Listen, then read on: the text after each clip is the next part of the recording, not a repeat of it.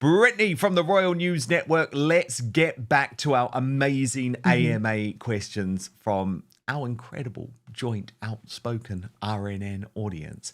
Elizabeth Potts 6585 asks, many people are calling for Harry or at least his children to be removed from the line of succession. But don't you think this seems like a slippery slope? Once in the practice of picking and choosing who could become monarch, then why not just make it an elected position? Very interesting I'm from Elizabeth Potts. What do you reckon, Brittany? Mhm. I mean, that's a very interesting question, Elizabeth, for sure, because it is sort of a slippery slope. But I think in this modern era, because in previous, in the medieval times, the Renaissance and stuff, things were dealt with a bit more, you could call it aggressively when it came to errant members of a royal family. You sent them off to war and hoped that war took care of the rest, sort of thing. And so I think in this sort of modern era, you do actually need some way to, I mean, discipline may sound like a harsh word, but to share with them, hey, you're part of this. You have to be, act a particular way. If you decide not to do that, I mean, that's your right, but there are consequences. I think there needs to be an element of consequence here so you don't end up with a situation like Harry, because Harry and Meghan left in part because they thought they could just do whatever the heck they wanted. Nobody was going to tell them no because nobody really had told them no.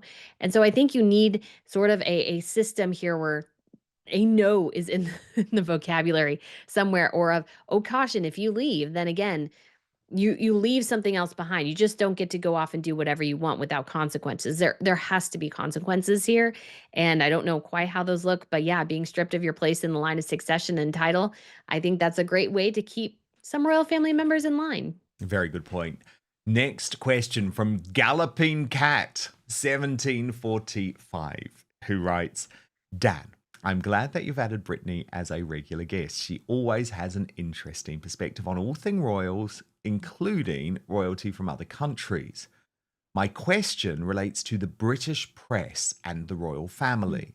Can you confirm whether or not there is now, or if there has ever been, an embargo or super injunction in place regarding the circumstances of the births of the children of Prince Harry and Meghan Markle? I know that Brittany isn't interested in this topic, but I know that you are, and that you have been in a position to know the answer to my question. It seems that many members of the press know things about this topic, but very few are willing to cover it. It makes me wonder if there has been a prohibition on reporting about it. Thank you. So, Brittany, I'll kick off. My understanding is that there has not been any form of injunction or super injunction, although the crazy way that the courts of law work in the United Kingdom, I always like to be transparent about this, that if there is a super injunction in place, what a super injunction means is that you cannot even report that there is a super injunction in place. But I will stress that is not my understanding. I think the British press have been very, very reluctant to touch this story. Brittany, do you want to come in? Yeah, so this has always been a bit of an interesting one because I was very briefly on the surrogacy bandwagon very early in Megan's first pregnancy with Archie. She was just very weird about her bump. I mean, it drew more attention to it, but not in like a positive way. You're just like, why are you touching your stomach so much? You really don't. You just had a big burrito breakfast. That's what it looks like right now. Why are you cupping nothing? It was very bizarre. But as time went on, especially with in particular her weight gain, I was like, okay, I'm not really on the surrogacy thing here. Do I think there was any sort of injunctions? Not as far as I can tell. Has that ever been reported? I mean, obviously, if it's a super injunction, you can't report. I've always come under the kind of understanding, seeing the whole situation, that it was really more about Harry and Meghan playing games that resulted in people unnecessarily questioning things. They Again, every toxicity thing is result of them. They're the problem. They constantly they she wanted to play games, she wanted to get one over on the press, and now everybody thinks her children are either born via surrogate or fake, or she rents a kids, like, things that just don't make a ton of sense. They still exist there because of Harry and Meghan. Do I think maybe she patted her bum from time to time because it didn't look big enough to her, the right shape to her, what have you? I 100% believe that's entirely a possibility. But the whole pregnancy, no. If you know surrogacy laws in the UK, I believe my understanding is that not only can you not pay somebody to do it, so you can't actually, like in the United States, you can pay somebody to be a surrogate. That's not the case in the UK. But also as well, I believe Meghan would actually have to technically adopt Archie if he was not born from her. The legal guardian of the parent in the UK, which is a complication as well, is always the mother who gave birth, and then the adoption can be organized later, whereas that is not the case sometimes in the United States. So all those legalese to say, as far as I'm aware, there's no injunction, there's no great conspiracy here, just a narcissistic woman attempting to control the narrative. And of course, it never goes the way Meghan Markle wants it to go. It always is worse. And the people who are suffering really truly here are her children. There's so many questions around her kids that are unnecessary, but she's a narcissist. So that's what happened. Yeah, and I think it is worth going back. I've spoken about this with Lady Colin Campbell before, but right back in May 2019, it was the 10th of May 2019, I posed a whole load of questions to Buckingham Palace about the birth of Archie because I've never believed that the circumstances around the birth of Archie were normal. And I was trying, from my position in the mainstream media as executive editor of The Sun, to try and get some answers. And I think it is just worth sharing with you, Brittany, what I asked them then and what they told me, just to see if it adds up at all. So these were all official, on the record from Buckingham Palace. So I asked, why did Harry and Meghan's American PR, Sarah Latham, promise to alert the media the moment Meghan went into labour, only to wait around 12 hours to do so? And they answered, we have always made clear the wish of the Duke and Duchess of Sussex that the birth would be a private event, as stated in our Royal Comms operational note issued on April 10. Their Royal Highnesses have taken a personal decision to keep the plans around the arrival of the birth private. The Duke and Duchess look forward to sharing the exciting news with everyone once they have had the opportunity to privately celebrate as a new family. The Duchess had gone into labour in the early hours of the morning during the pre-agreed media blackout period. The labour announcement was predominantly for operational purposes to trigger the opening of the media facility. However, I went on, Brittany, why did she then seem to lie about it by eventually announcing Meghan was in labour 9 hours after she had actually given birth? The answer, she didn't. Media reporting inferred that the Duchess was in labour, not our announcement. The announcement stated that the Duchess went into labour in the early hours of the morning. The Duke of Sussex was by Her Royal Highness's side. An announcement will be made soon. Question. Was the announcement delayed until 1 p.m. in time for the American breakfast TV shows in New York at 8 a.m.? Answer, no. The announcement was timed to suit the Duke and Duchess after their friends and family had been informed. Question, had CBS This Morning been tipped off about the due date and birth plans in order to allow presenter Gayle King to fly to the UK and film a primetime special? Answer, no. CBS are making a programme to commemorate the Royal Highness's first wedding anniversary. Question. When an email failure meant the media could not be alerted at 1 p.m. that Meghan had gone into labour, even though she had actually given birth at that point, why not speak directly to news organisations on the phone? Answer. We were advised there were technical issues with the announcement. We have apologised to the media who were affected. When we realised the email had not been sent, we tried to contact as many people as quickly as possible. Question. Why in the period between the in labour announcement being broken by Sky and the Instagram post announcing the birth did Buckingham Palace press officers officially deny any birth? Answer. We would only ever confirm the birth following an official announcement. Instagram was also not how the birth was announced. It was done via an official announcement. Question. Was the 12:40 p.m. embargo on little Archie's first appearance put in place to maximise coverage on US morning TV shows? Answer, no. The photo call at 1200 with embargo of 12:40 was timed to fit around the timing of the Sussexes' visit to Windsor Castle to introduce their son to his great-grandparents. Question.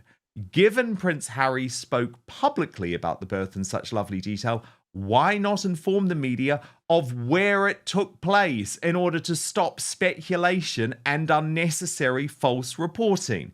Answer.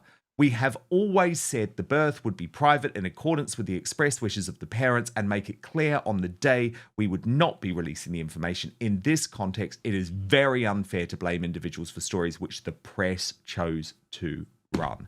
So, Brittany, the reason I wanted to go through all of that is to show that, number one, I have been on this story from day one. I knew something didn't add up. It's quite incredible that at the time, Buckingham Palace were prepared to answer those questions on the record. That went against all of the protocol, and it showed their huge concern about the dodgy nature of this. The emails were down. Why didn't you just make a phone call? But even all of these years on, it doesn't make sense to me, Brittany. I mean, if you look at the whole thing, it's just a mess. You see Buckingham Palace bending over backwards in order to try to justify trying to placate Harry and Meghan. When the answer should have been from Buckingham Palace, when Harry and Meghan were like, "Well, we want to do all these things our own way." It should have been, "No. If you are having this child in the line of succession this high up, unfortunately, the reality is you need to abide by these specific rules. We're not going to make a special exception to you." Because I think, again, making all these accommodations for them only inflated their egos further. What it should have been is simply, this is how it's done. Yes, you have all this other control in other areas, but you don't get to lie to the press. And yes, I know they were tricky in their wording, but much like Harry's statement that his family was racist, the media ran with it. And did they correct it? No. Did they correct it when Archie was born? No. They should have just said, Archie has arrived. Like, I don't understand why they had to be vague in order to placate the two of them. And obviously, Meghan wanted to play to the US press because she knew she was going to drag her husband back to the United States with her to try to make it in Hollywood. So she wanted to always maximize US coverage as much as humanly possible. I can totally imagine them trying to work everything around that, but the palace should have said no. They should have, again, they're members of the family, they're working royals, they have security.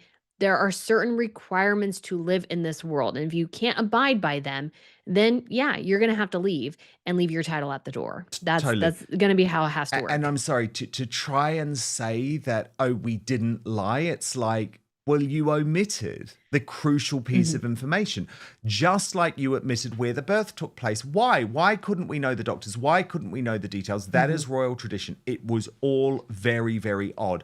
And I guess, look, I'm not someone, I don't even believe in the term conspiracy theory, Brittany, because every time someone says something is a conspiracy theory, or I've been accused of spreading a conspiracy theory. And by the way, I'm not talking about stories connected to the royal family. I'm talking about, for example, that COVID didn't leak from a Chinese lab when I knew it didn't. People called me a conspiracy theorist. You know what I mean? That type of thing. Mhm. Yeah. I don't call it a conspiracy theory, but I do think that I was onto this from the start in terms of knowing something was up, asking those questions. And it is really shameful to me that given I was asking those questions in The Sun, that was published in The Sun, the UK's biggest tabloid newspaper at the time, why did the rest of the mainstream media not pick up on that, given they were all lied to as well, with very, very odd reasoning? Because you can just pick up the phone. Come on. What, the email didn't send? Oh, none of it makes sense. Anyway, let's move on. At Frommy Bench Pin 5717 asks, "Hi Dan, love you and your show so much." Oh, thank you very much.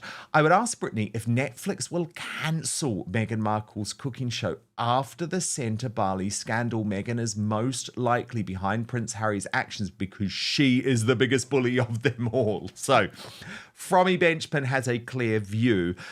Isn't the problem, Brittany, that at this point Netflix are all in? They can't cancel. It's Mhm. filmed. No, they're not going to cancel it. It's already filmed. So there are cases where it was sometime, I think last year, they had a Batgirl movie that was canned by WB, and so they got a tax write-off for that. So the only avenue Netflix could have here is a tax write-off. But unfortunately, Netflix is 100% in the bag with Harry and Meghan in particular. So they are a sort of passive investor in her brand, as Ted Sandros put it to Variety. So they have a vested interest in seeing some of her brands succeed because I'm sure they're getting royalties from the products. That would be how I structure the deal, is to make sure I get some sort of kickback for investing in this I mean, again, spread, like that they decided Netflix in their infinite wisdom, who won the streaming wars, decide to invest in spread. I will never understand, but they are already in. It's already done. And for them, like the best thing they can do right now is continue and try to get this out. And so it can be something that is sort of officially making more money. Because I think the reason why I don't even think now that the wildfires were really the reason they delayed it. They wanted to delay it to get it closer to the launch of the products, because the further away the show is from the products, the less products are going to sell. We do have the second series or second season where they're hoping to sell more. So this is all about making money. Netflix wants to make money. They've wasted a lot of money on Harry and Meghan with very little return. They might get at least royalties with her products, so they're going to do that. Very good point. I love this next question, Brittany. I have to say it's my favorite. It's from Polly Livingstone Sloan. And I've given you no warning for this, Brittany, so you're going to have to go off the top of your head. But she asks, if you could go to a royal occasion as an invited guest, past or present, what would it be? Ooh, past is difficult to say, but present, for some reason, it's always been the Swedish Nobels. I've always wanted to go to the Swedish Nobels. So I don't know why. It's just that it's just so cool because everybody comes, they dress up in their gala and in their very best. I applied to actually go as a member of the press last year, and I was very excited because even if you're a writing member of the press, you actually get to sit in the banquet hall with everybody and enjoy dinner. You had to pay for it, but I was like, I'll pay for that. But that's for some reason the event that just seems like magic to me is that particular event. Now, it would also be, I don't think we're anticipating any big royal wedding in the future in terms of like an heir getting married. That's always a huge occasion, but the other royals tend to have more tiaras at some of those type of wedding events. So I'd love to go to one of those as well. I've been lucky enough to be able to cover a state visit and see Queen Mary wearing a tiara in person. That was very, very exciting. But for some reason, the Swedish Nobels, that's like the thing I want to Oh, see. I I love don't that. know why, but that's I'm trying to think. So I covered the first royal visit I covered actually was Mhm. in 2000 and gosh, what was it? 2001, I think, when the late Queen Elizabeth II and Prince Philip visited Wellington, New Zealand. So that was my first Ah. royal visit. That was Mhm. amazing to cover. And then I also covered the wedding of Charles and Camilla in Windsor in 2005. Mhm.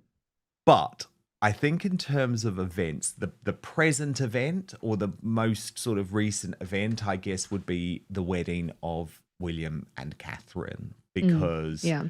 I think that just would have been incredible. And I would have loved to have seen their private happiness. And that was such a special day. I was covering it for the TLC network in America, actually. And it Mm. was just a glorious, glorious, special, special day. But I would have loved to have been inside. And I think in Mm. terms of a past event, Brittany, for me, it's got to be the coronation of Elizabeth II. I just think, Mm. wow. I know Yeah. it was televised a little bit, but not in all its glory. And to see such a young queen would have just been amazing. Of course, there were so many more people in the Abbey Mhm. for that event. So I think probably the past event. But then I think, Brittany, and maybe some people are going to think I'm so sick for saying this, but just because it was such an emotional, devastating time, I think maybe the funeral of Princess Diana, that would have been something Mm. that you just would have wanted to be there to experience that moment with everyone when we were feeling that grief. But yeah, I think probably the coronation of Queen Elizabeth II, probably for me. Julie Slap 176 asks Brittany, what does she think Catherine's next tiara she wears might be? Mhm. And also, out of the available collection for Catherine, what one would she suit the most? Ooh. I have very passionate feelings about the tiaras of the British royal family. And I love that we're seeing more sharing between the members. I think that's very, very good because Sophie wore the lotus flower, which Catherine has previously worn. It still had the felt that matches Catherine's hair. So that seems to be a last minute change. And then Camilla wore the aquamarine ribbon, which Sophie has previously exclusively worn. So for Catherine, one of the ones I'm really hoping we see, because I was really hoping to see the Strathmore Rose, and she blessed us with that in 2023. But the next one I want to see, which I'm really hoping made its way back into the vaults. We're not entirely sure though, is actually the turquoise tiara that Princess Margaret used to wear way back in the day. She was the one who had the control of that. So the turquoise and diamond tiara that she had, I would love to see Catherine wear that. It's a bit of a higher profile, but I think totally appropriate for a princess of Wales. And turquoise is so unique. There's not too many of those type of tiaras out there, and I think it really would suit Catherine with her dark hair. So I'm really hoping that is one of the ones that we see sometime here in the near future, because one of the things I dislike about the Brits is that you're kind of given the tiara you're given and that's it. Whereas some families, particularly the Swedes and the Dutch, like anybody can show up in any tiara. Yeah, that's it right there. But I'm but really but but hoping Brittany, Catherine busts that yeah, out. because there, I think isn't did Diana, is that the same tiara? Did Diana wear it, or No, is it no, different? Diana had this the Spencer.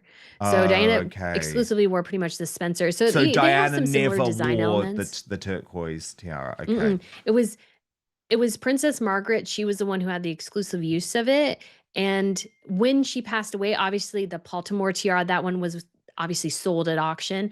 But this one, we don't know. It does have connections to the family. So I can imagine, I would hope it made its way back into the vault, because I think that would be a spectacular piece on Catherine. Really looking forward to it. Obviously, the Spencer belongs to the Spencer family. I know some people think Charlotte's going to inherit it. That's really unlikely unless the Spencers decide, well, they'll leave it to the main line of the British royal family so others who are descendants of Diana can use it. I just find that unlikely, but the turquoise, that's what I'm gunning for. We haven't seen that one in a long time. I love seeing an old tiara be a bust out of the vaults. It's the best. This is an interesting question, Brittany, to wrap from Luke Edwards. What does a royal warrant mean? Does it really enhance a brand or not? Is it more a political tool now, or does it really mean the product is used by the royal household? And I It's think, very, sorry, you go, Brittany. no, I was just going to say, go ahead. I was just going to say, very interesting question.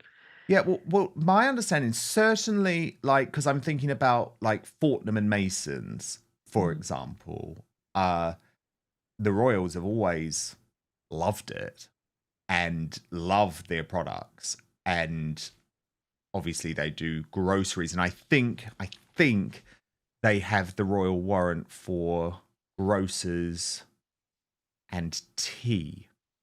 And I know the royal family, I mean, they love Fortnum and Mason products. So certainly in some cases they're very passionate about it. And Brittany, I would imagine they have to, because like there was the Goreen Hotel, which Mm. has a royal warrant for hospitality services, was truly the place that the late Queen loved going for lunch. So I think it does mean something. But what do you think, Brittany?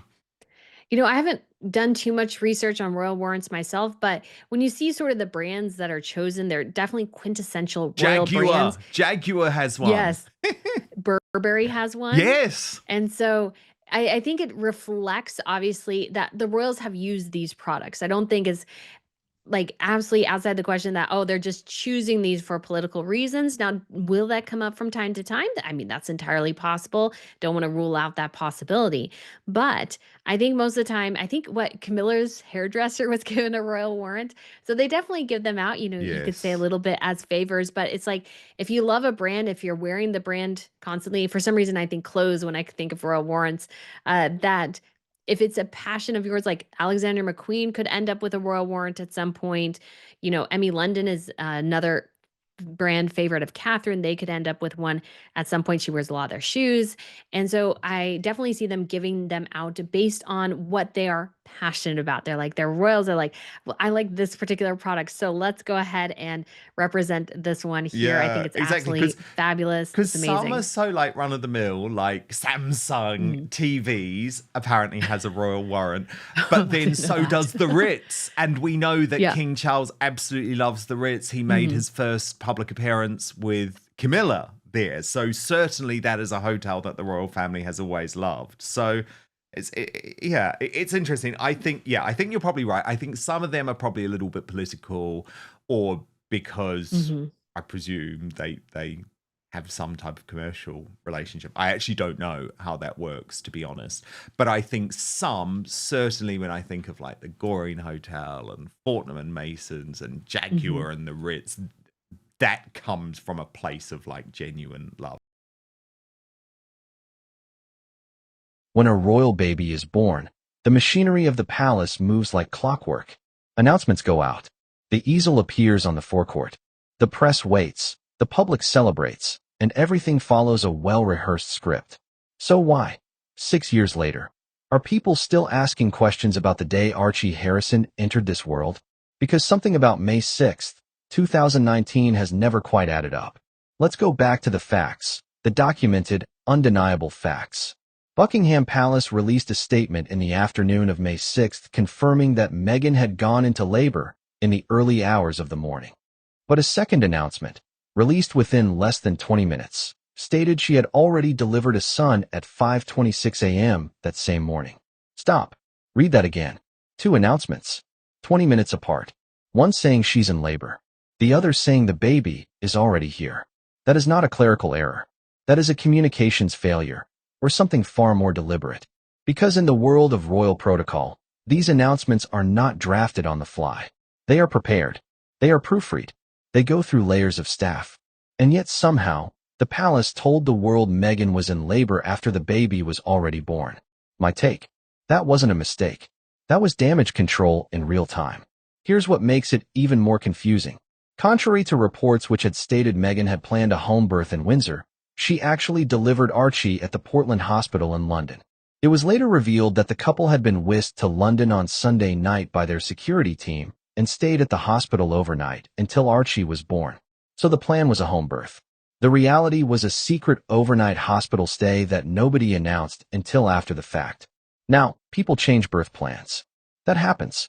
But when you're a senior member of the British royal family, when the entire world is watching, when media outlets have camera crews stationed outside Frogmore Cottage, you don't just quietly slip away to London in the middle of the night and say nothing. Unless you have a very specific reason to say nothing. Kensington Palace had previously confirmed Harry and Meghan's request for privacy surrounding baby Sussex's arrival, stating, "Their Royal Highnesses have taken a personal decision to keep the plans around the arrival of their baby private." Fine. Privacy is reasonable. But privacy and secrecy are two very different things, and what played out on May 6th looked a lot more like the latter. There is no evidence from reputable news sources or the royal family's official website to support the surrogacy conspiracy theory surrounding Archie's birth. I want to be clear about that. The palace has not confirmed any such theory, and frankly, they shouldn't have to. But here's the thing. The palace's silence on the legitimate questions about the birth timeline is just as telling as a denial. Snopes approached Buckingham Palace for comment on the surrounding claims and received no response. Institutions that have nothing to hide answer questions. Institutions that are protecting something don't. What Brittany and Royal News Network are doing with their AMA format is exactly what serious royal watchers should be doing. Not manufacturing drama, but demanding clarity on a sequence of events that the palace itself made confusing. The deeper issue here isn't just about Archie's birth. It's about a pattern. From the Oprah interview, where Meghan alleged there were concerns and conversations from an unnamed member of the royal family about how dark his skin might be when born, to the chaotic announcement, to the secret hospital stay, to the complete media blackout. The arrival of Archie Harrison was surrounded by a level of opacity that the British royal family had never applied to a royal birth before. And some will say that's because Harry and Meghan were trailblazers demanding privacy. Others will say the opacity itself is the story. I'm in the second camp. Because when you demand privacy from the moment of conception through delivery, and then spend the next 5 years monetizing every detail of your family's story on Netflix, in memoirs, and on podcast tours, you don't actually value privacy. You value control. Control of the narrative. Control of what gets out, when it gets out, and on whose terms. And that's not the same thing at all. So here's the question that should keep you up at night. If the birth was straightforward, if everything was exactly as it appeared, then why has the palace never simply, cleanly, transparently put the timeline questions to rest? They have communications teams. They have spokespeople. They have had 6 years to put this to bed with a single clear statement. They have it. And in the world of royal protocol, silence from the palace is never accidental. So what exactly are they still protecting, and from whom? Drop your thoughts in the comments. Because something tells me this story isn't over yet. Don't forget to subscribe and hit the bell, because when the palace finally does speak, you'll want to be the first to know.